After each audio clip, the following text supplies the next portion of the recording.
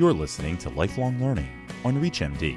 The following program was recorded at the 2018 annual meeting for the Alliance for Continuing Education in the Health Professions. Here's your host, Alicia Sutton. We are broadcasting live from the Alliance for Continuing Education in the Health Professions from Orlando, Florida in January 2018 at their annual meeting. And joining me is Dr. Alvaro Margolis. He is going to talk to the crowd here about applying Facebook and other social network approaches to interprofessional continuing education. So introduce yourself, please. Tell us where you're from and your company. Yes, I'm from Uruguay in South America, Montevideo, the capital, which is very close to Buenos Aires. And I'm an internist, and I have a master's degree in biomedical informatics from the University of Utah. And I'm the president of EviMed, which is a company that works in online international CME, bilingual Spanish and Portuguese across Latin America. Excellent. Well, we look forward to talking about this because Facebook is obviously everywhere. Social media is everywhere, and more so in education. So give us kind of the lay of the land. What was your project going to be about? Why Facebook in this educational realm? Basically, you have to think that Latin America has 1 million physicians. It's a large audience of learners. And what can you do if you have, for example, 1,500 or 2,000 participants in an online course? Maybe you can have tutors, but how many tutors do you need? So what we wanted to do is to have meaningful interactions among participants who know each other and with the faculty in a way that can be automated instead of having an army of tutors, which is what you need if you have 2,000 participants. Right. So the social media discussions among those members would be its sort of own tutor. Exactly. The interaction, if you can interact with people you know and you trust, and also with the faculty in an automated way, it is in real life. When you have a problem and you're learning, you want to reflect with people you trust to see if you want to change your practice. And that's something that if you use what Facebook or Twitter or other social media platform use, you can have it within the learning platform. That was the concept and why we got into this research and innovation project. Right. And so there is some social media science used here, but I know that when you do present, you're going to talk about the challenges that you faced, including how to gather the information in a meaningful way and other challenges. Can you address some of those for us? Yes. Once you know that you really want to use what Facebook does, Facebook has 2 billion users every month. And you don't see the 2 billion users. You see the peripheral around yourself, the people that you know. And once you realize that you want to do that, you have to gather the data about the contacts of the people who are participating in a course. Imagine any course in medicine. So the first thing is to gather the contacts, the data, the people that each participant who is registering to a course, who does this person know from the other list of participants? And are they members of the same team in the same institution, or do they know each other because they know from the association where they work?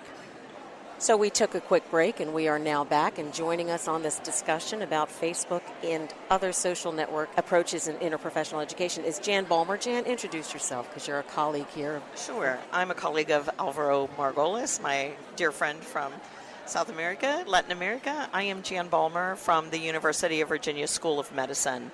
I am a nurse with a PhD in higher education, past president of the Alliance, and involved with accreditation for nursing as well.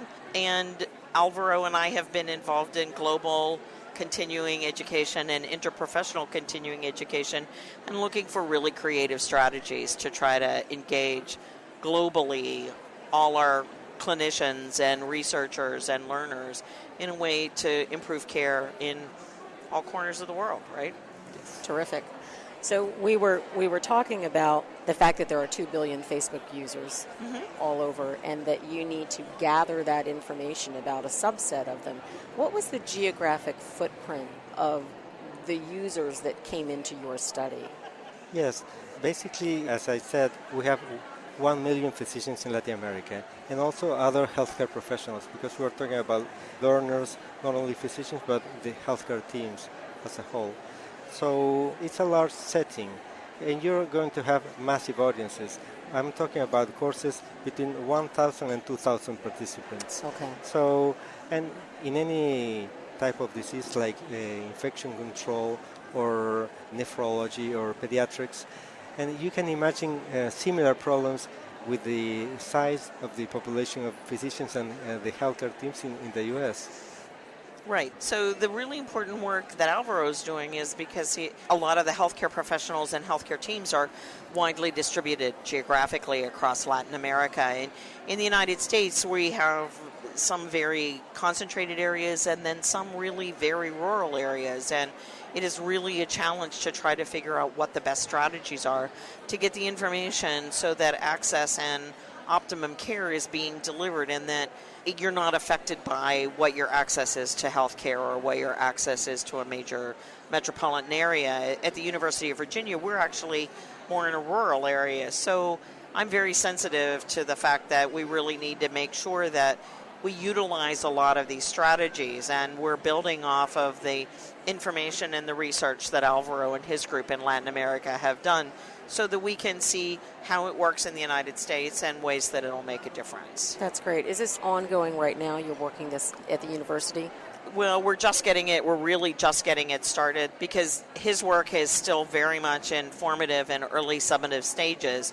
We're really going to have to look at what lessons we've learned, how they're working, how the best way to adapt it, because the healthcare systems themselves are very different. The way insurance is carried out, the way people receive care is very different. And so we have to sort of take those cultural and geographic issues into consideration when we look at how social media plays. Right. So tell us a little bit about how you used the data from a social network analysis theory, which is part of what you're presenting. How did you use the data to generate dialogue among those members? Basically, the first thing that we thought is that having information about how connected each participant is would give us a forecast of how well or bad at the end of the course the person would do. That was the first idea, because what we saw before is that people less connected or groups that are less connected didn't finish the courses as many as people who, or groups of specialists who were more connected. So more connected meaning they had more friends in that network. Exactly. So the more they had, the more likely it was they were going to complete. Right. So what it creates is a community of practice. It gives you peers that you can discuss and have dialogue with. One of the most important things about continuing education, aside from providing them with the latest research, is to give them an opportunity to put it into context and to put it within their care environment, and then to bounce their ideas and their concerns and their challenges off their peers in a way that creates sort of a collective mentality or approach or philosophy to care.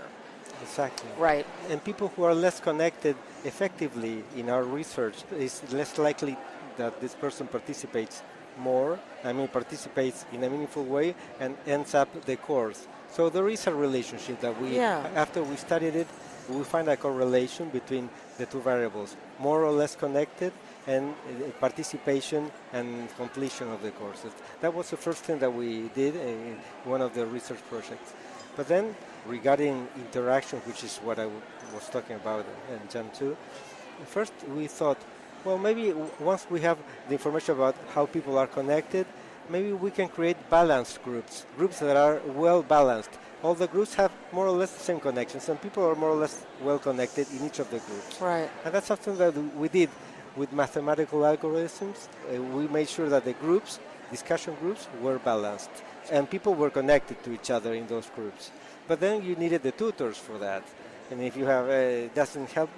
So we said, well, why don't we try to do something similar to what Facebook does or Twitter, and we started doing that, so that each person participating in the course would see the thread of discussion around themselves and their friends and the friends of the friends, and then the faculty too. Right. These were private groups, obviously, on Facebook. It isn't run on Facebook. It's on Okay. a learning platform, and these are people who are logged in the course. It uses the same kind of algorithms, but it's not run in Facebook. Because if you run it in a social platform, then you have the restraints of the social platform, like privacy and confidentiality. But this is run on a learning platform, but using the same kind of algorithm. Right. Absolutely. And so was any of this a surprise to you, the outcomes you've seen so far? And before we change topics, we applied this. One of the first applications we did was in a course that we run together for Latin America with the Global Alliance for Medical Education, with Jann leading the education committee. Fantastic. Yeah. So I think it actually is supported very strongly by research. What we know is that physicians and healthcare teams want to learn and they want to provide good quality of care, but the elements of communication and the context in which they provide the care and the support that they receive from their peers in terms of fostering that positive improvement and getting positive feedback about that all link very much to change theory and a whole adult learning theory, because it's answering questions that they're dealing with every day in their practice. And so what you want to do is leverage that research and that evidence that we know provides better patient outcomes and more active learning into formats that are now consistent with what societies and professions and what we used to do on paper or through other kinds of methodologies is now very much into a social media style platform. Right. And the groups that are connected, Right. And actually the length of time is shorter. So what we know is that people stay engaged for shorter periods of time. So you have to be really focused on what the messages are, but there has to be a personal connection, because if the personal connection's not there, then they aren't engaged at the level that we need them to be. And that's interesting that you raise time, because you're right. Social media has trained us to go in and out very quickly, to get in, out, get information. So you have to think about that in the construct of education, where we have been thinking about much longer periods of time. Well, and some of that is a function of the research. So the plethora of research over the years, it used to be that there would be 1 or 2 journals per specialty. Now there are multiple journals per specialty. So the plethora of new information out there is such that you can't memorize it and keep it for 2 or 3 years and know that it's going to stay the same. In all probability, in most specialties, there is something evolving all the time. So you go from a sort of memorization, rote learning kind of mentality to a critical thinking mentality, which then forces you to go back and re-engage and ask more questions and reference your peers and the evidence much more frequently. That makes so sense. that those shorter, faster turnaround hits are not necessarily bad things. It's just a totally different style and approach to learning. Right. Where do you see things? Yeah, please. No, and if you're in a conference like we are right now, maybe you can stay and listen to a 40-minute lecture. But if you're in front of a computer or any device, probably after 5 minutes... 4 or 5 minutes. Yes, exactly. you get bored. So time is different. Right, very different. Where do you see this going in maybe about 5 years down the road? What would it be like? Now we are experimenting with, instead of connecting only people to people, connecting people to resources. And it's called friend sourcing. So if your friends like certain things within a course or a certain type of course, it's more probable that you would also like this kind of a resource. So it's something similar to Netflix and this kind of thing, but Absolutely. But with the friends. So this is another extension of what we're doing, and we're doing a second research project around that. But definitely, automated tools to produce better social learning are going to be in place in continuing education in the health professions, definitely. I totally agree. How about you, Jann? Oh, I agree completely. I think it's nimble. I think you have to have nimble strategies that can be adapted and changed as the standards of care change and as the requirements and expectations for care change, and that can be modified to rural audiences, to urban audiences, that we can, we now can translate things live on the web, so you're not limited to only one language. I mean, I think there are lots of opportunities, and the reality is that things like the flu or other things are not limited to one country, and everyone's flying all over the globe. So you have to be, what we want to be able to do is have people in India who may know about something that we in the United States don't know, that they can inform us and recommend for us what the information is that we need to have because they're much more familiar with it. Or the reverse. I think we can create sort of a global think tank, as it were, or through resources and friend sourcing in a very different kind of way that's not static, but is really a sort of a living, breathing kind of responsive network. I mean, don't you think? Yes. Yeah, it's excellent. So. Last week, I was in a conference in Singapore, APMEC, but I was remotely from Montevideo. It was midnight in Montevideo. It was 11 in the morning next day in Singapore. Right. But the participation was as if I was there. So, I mean, technology is allowing for very disruptive innovations, as Jann said, and participation without moving people. Absolutely. Experts and participants, but also interaction, as we're talking. Interaction, personal, the look-alike connections that you can find these in the social networks. That's great. That's great. Thank you both for your great insights. We look forward to your actual presentation and getting some good points from there, and we will see you again soon. All right, great. Thank you very much. Thank you. We've been broadcasting from the Alliance for Continuing Education in the Health Professions. At the annual meeting, we're in Orlando, Florida, and lots of good content coming their way. Thank you. Thank you. You've been listening to Lifelong Learning on ReachMD, featuring key insights from the Alliance's 2018 annual meeting.